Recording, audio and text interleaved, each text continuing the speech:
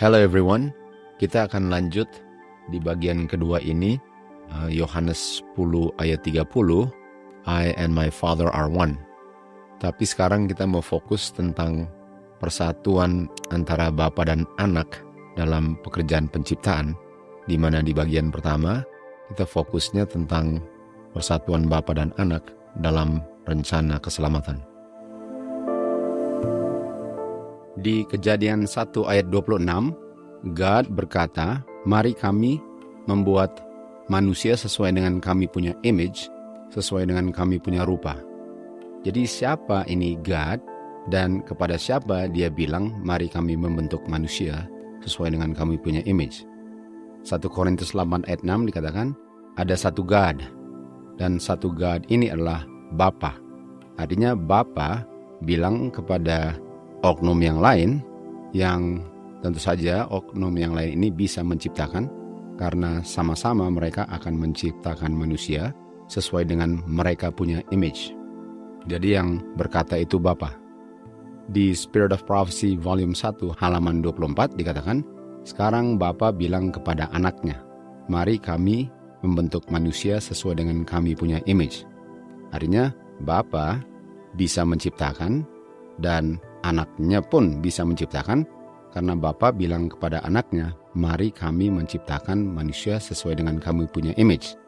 Artinya, image-nya anak sama dengan image-nya Bapa, karena Adam dan Hawa waktu diciptakan, mereka memantulkan image-nya mereka.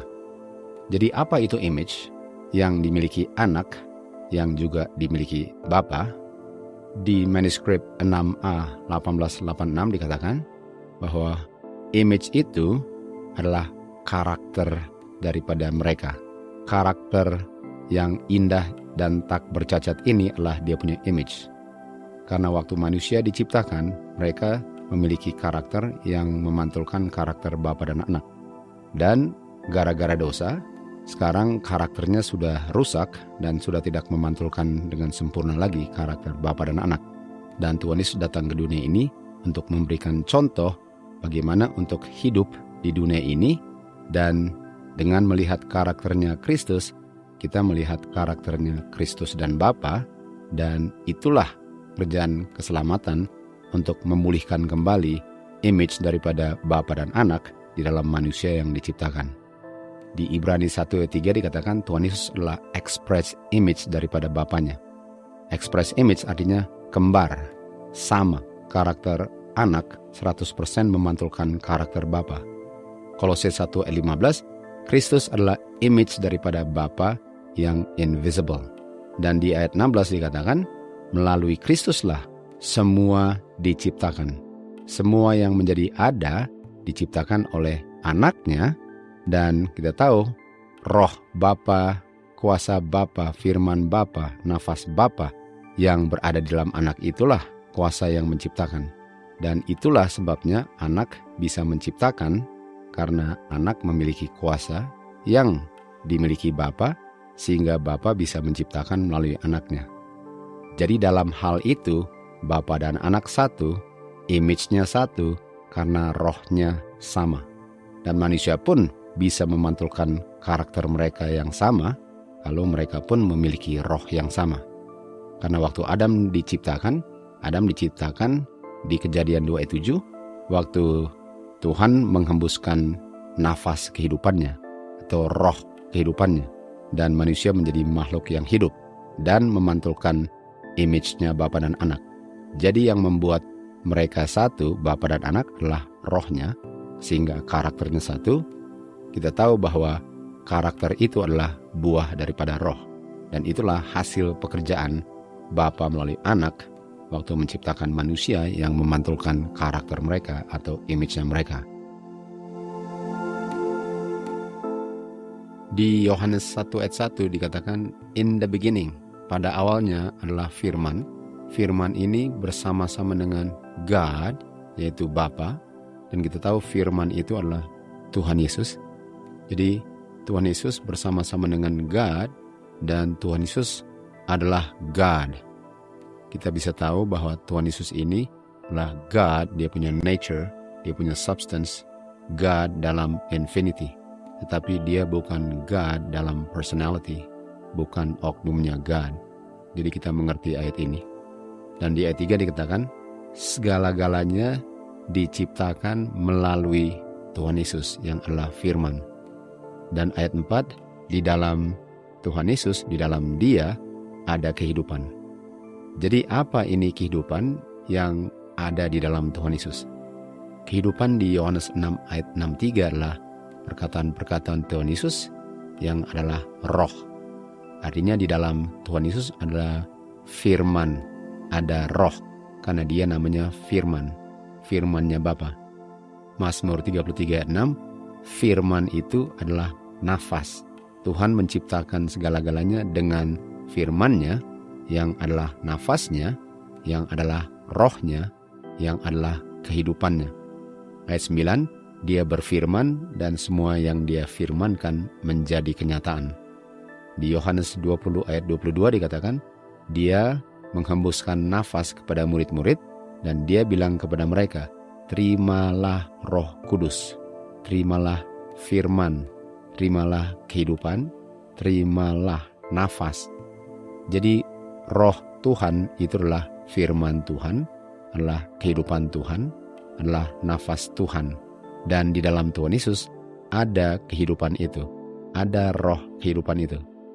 Itu sebabnya di Kejadian 2 ayat 7, Tuhan Yesuslah yang menghembuskan nafasnya ke dalam lubang hidung daripada yang menjadi Adam, dan yang dihembuskanlah nafas kehidupan atau roh kehidupan atau firman kehidupan. Dan Adam menjadi makhluk yang hidup karena dihembuskan ke dalam tanah itu adalah nafas atau roh kehidupannya Tuhan Yesus yang menciptakan dia dari debu. Jadi bagaimana anak di dalamnya ada roh nafas kehidupan? Sebagaimana anak yang lahir memiliki kehidupan, tentu saja kehidupannya diterima karena dia anaknya daripada Bapa. Karena anak itu waktu lahir hidup, dan kehidupan itu dia terima dari bapaknya, karena bapaknya lah yang memberikan kehidupan pada anaknya, sehingga waktu anaknya lahir dengan kehidupan itu. Di Yohanes 5 ayat 26 dikatakan, Bapa memiliki kehidupan di dalam dirinya sendiri.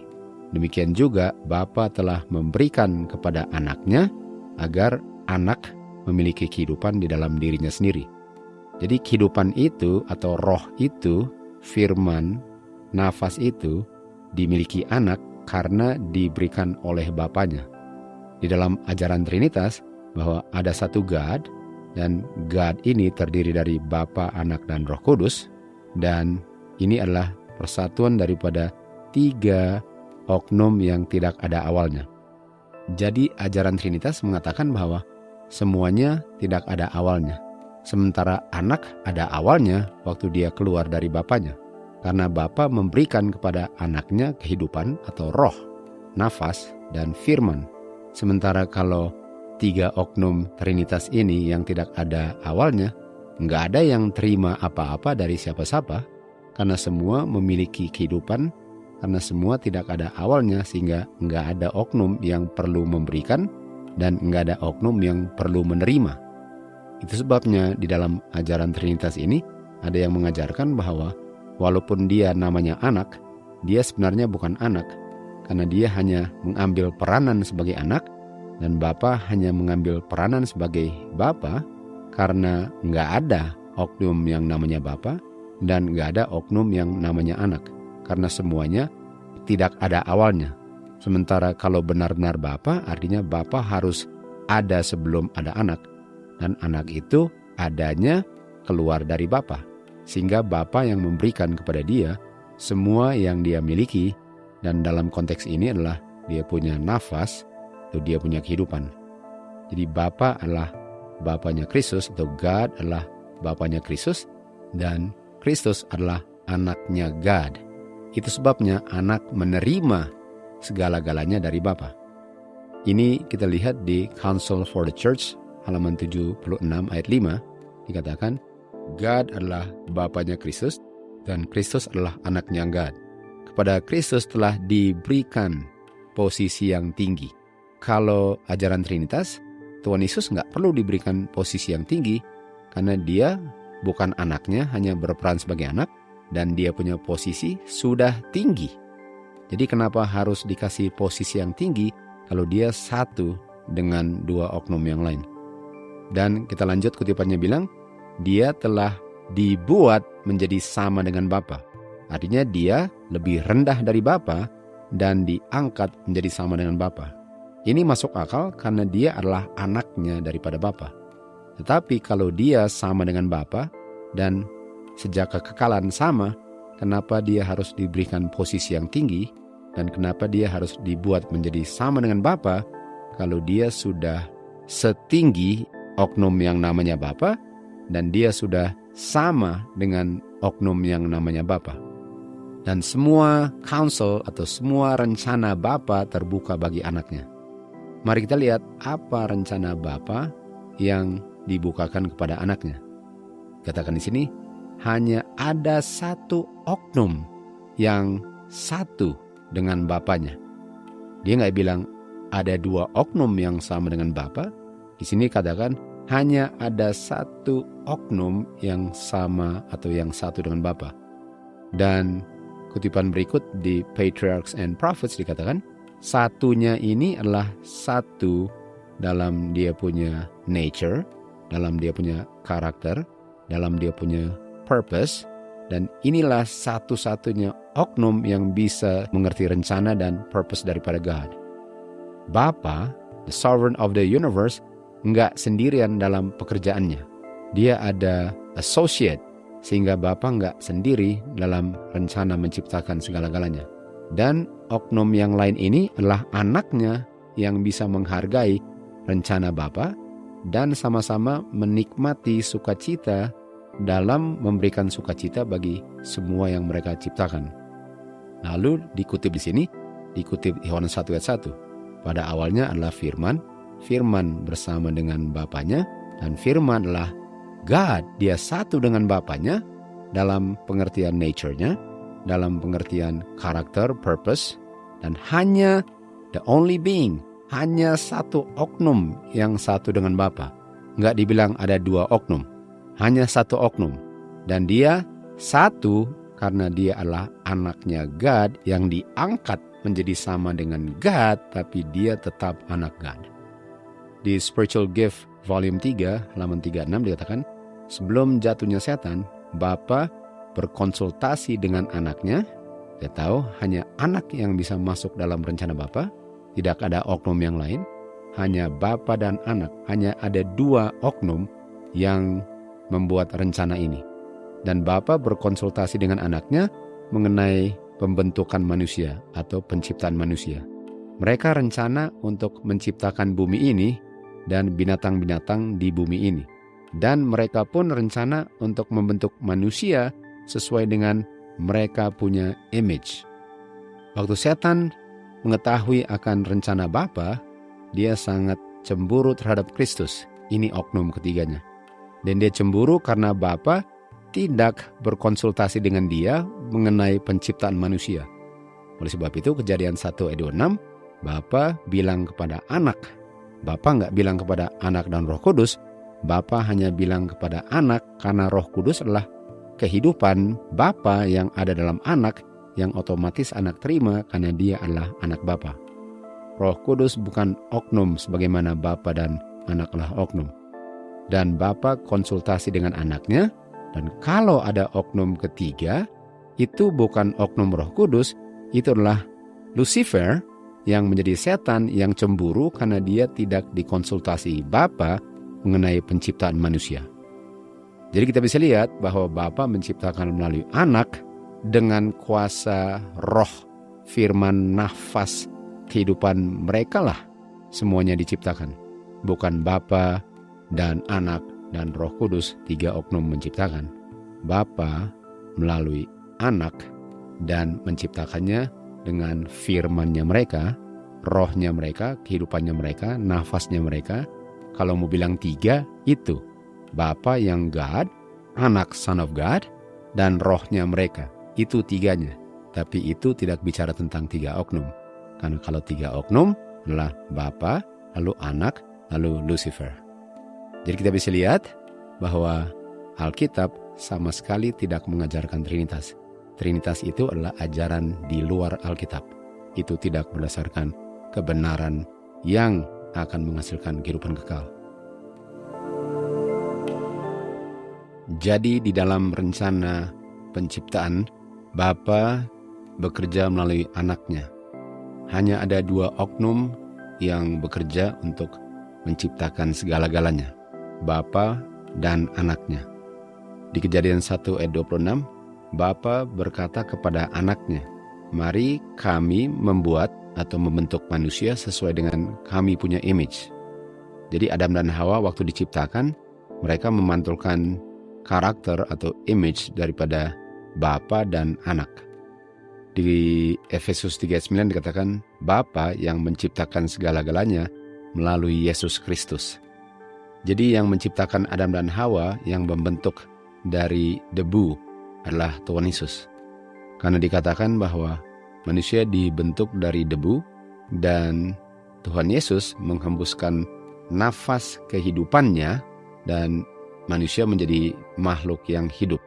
Dan waktu Adam diciptakan, dia adalah makhluk yang hidup yang memiliki the image of God, yang adalah image daripada Bapa dan Anaknya.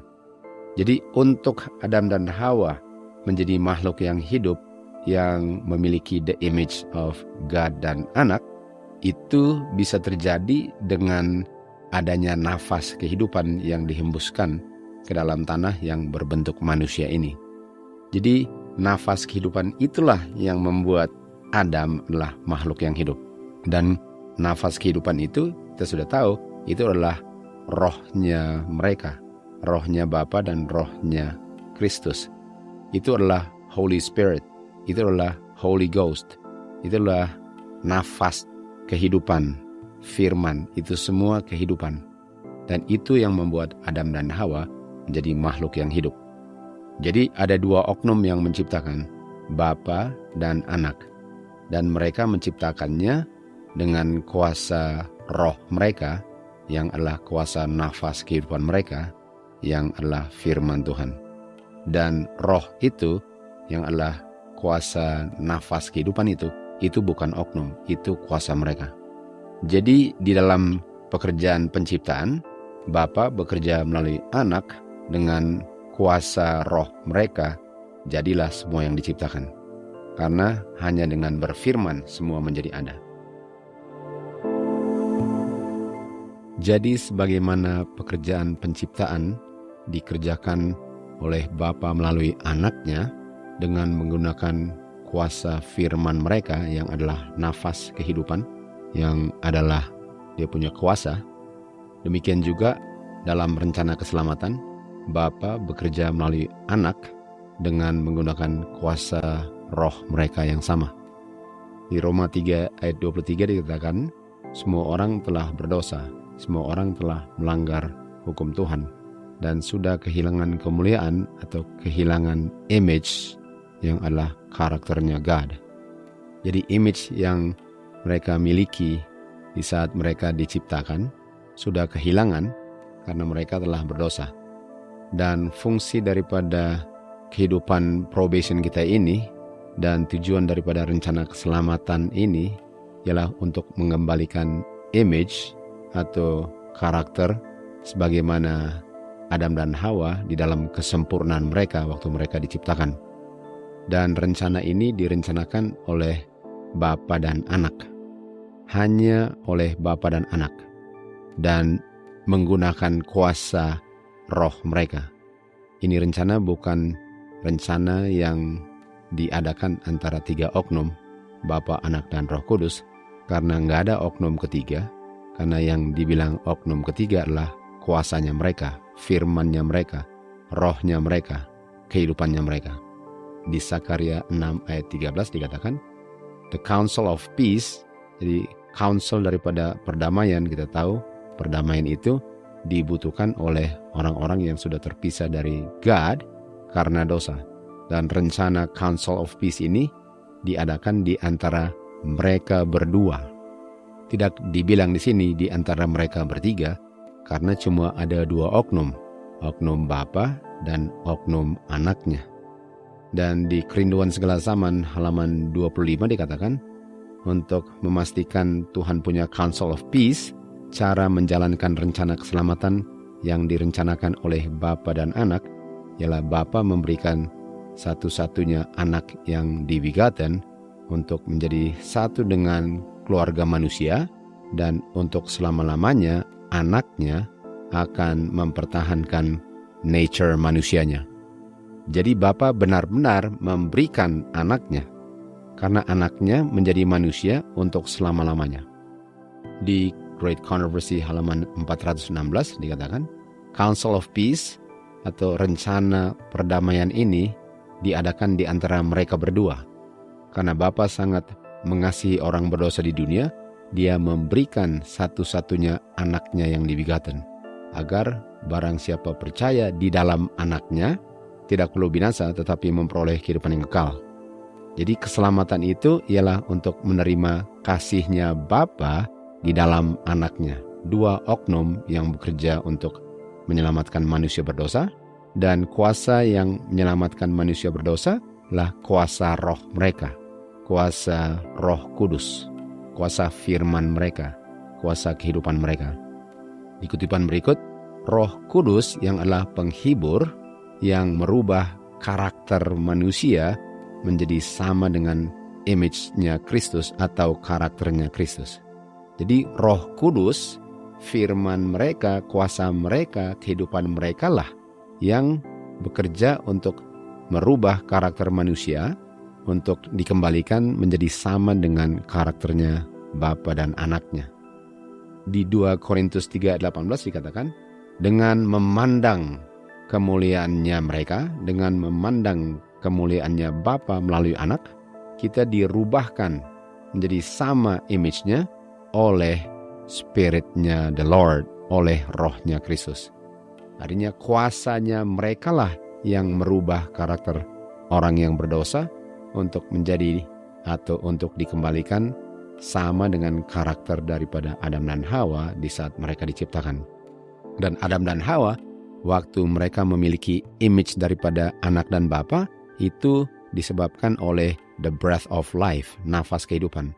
Dan nafas kehidupan roh mereka yang samalah yang menciptakan image of God dalam Adam dan Hawa adalah yang juga merubah image of man yang sudah berdosa dikembalikan kepada image of God. Jadi 2 oknum bekerja dalam penciptaan dan 2 oknum yang sama bekerja dalam rencana keselamatan, dan di dalam kedua-duanya mereka menggunakan kuasa mereka yang namanya adalah Holy Spirit, the Holy Ghost, the breath, the word, the life of God. Dan dengan saya memandang karakter mereka, dengan memandang kemuliaan mereka, tentu saja melihat karakter Bapa dengan melihat karakter anak. Di 1 Yohanes 3:1, dengan saya memandang kasihnya Bapa, saya dirubahkan kembali menjadi sesuai dengan image-nya Bapa, dengan memandang kasihnya Bapa. Dan bagaimana caranya untuk memandang kasihnya Bapa? 1 Yohanes 4:9 dikatakan, dengan cara demikianlah diungkapkan kasihnya Bapa. Bagaimana caranya Bapa yang benar-benar Bapa mengungkapkan kasihnya terhadap orang berdosa? Dengan memberikan satu-satu anaknya yang dikasihi. Jadi kalau anaknya bukan anaknya, artinya kasihnya Bapa bukan kasihnya Bapa. Sehingga yang saya lihat ialah bukan kasihnya Bapa karena anaknya bukan anaknya. Kalau kita mau bandingkan, mana lebih besar? Kasih Bapa yang memberikan anaknya atau kasih oknum yang memberikan oknum yang lain yang bukan anaknya? Kasih yang terbesar yang bisa diungkapkan oleh pencipta dan penyelamat manusia ialah untuk mengungkapkan kasih Bapa dengan memberikan anaknya menjadi manusia selama-lamanya. Karena begitu besar kasihnya kepada orang-orang yang sudah berdosa. Jadi untuk bilang bahwa Tuhan Yesus bukan anaknya, itu membuat saya nggak pernah lihat kasihnya yang adalah buah roh daripada Bapa dan Anak. Kuasa roh itu tidak bisa merubahkan saya. Yohanes 3:16, karena Bapa sangat mencintai orang berdosa di dunia, Dia berikan satu-satunya anaknya yang dibegotten, agar barang siapa percaya di dalam anaknya, mereka percaya akan kasih Bapanya yang sempurna yang diungkapkan oleh anaknya, tidak binasa tetapi memperoleh kehidupan yang kekal. Kehidupan kekal itu ialah untuk mengenal Bapa melalui anak. Kalau Bapa bukan Bapa sehingga anak bukan anak, itu bukan kehidupan kekal. Karena saya nggak mengenal Bapa melalui anak, kalau anak itu bukan anaknya Bapa, karena Bapa bukan Bapanya anak. Hosea 4:6 dikatakan, yang mengaku umat Tuhan dibinasakan karena mereka tidak berpengetahuan. Karena mereka tolak pengetahuan. Pengetahuan apa yang mereka tolak? Tentu saja pengetahuan tentang kasih Bapa yang diungkapkan oleh anaknya. Pengetahuan tentang yang benar-benar kasih Bapa yang diungkapkan oleh anaknya yang benar-benar anaknya, bukan berperan sebagai anaknya. Hosea 4:1 dikatakan, karena mereka tidak mengetahui God. Cuma ada satu God, dan Dia ungkapkan kasihnya melalui satu-satu anaknya yang dibegotten. Dan mereka menyelamatkan sebagaimana mereka menciptakan dengan kuasa roh mereka, yang adalah kehidupan dan nafas mereka. Semoga kita tidak tertipu dengan doktrin-doktrin yang mengkaburkan kebenaran ini, sehingga kasih Bapa tidak bisa dilihat karena anaknya bukan anaknya, dan hanya anaknya lah yang bisa bilang, lihat aku, lihat Bapa, lihat aku, lihat kasih Bapa, dan kasih Bapa itulah yang sanggup menyelamatkan manusia dari dosanya. To God be the glory.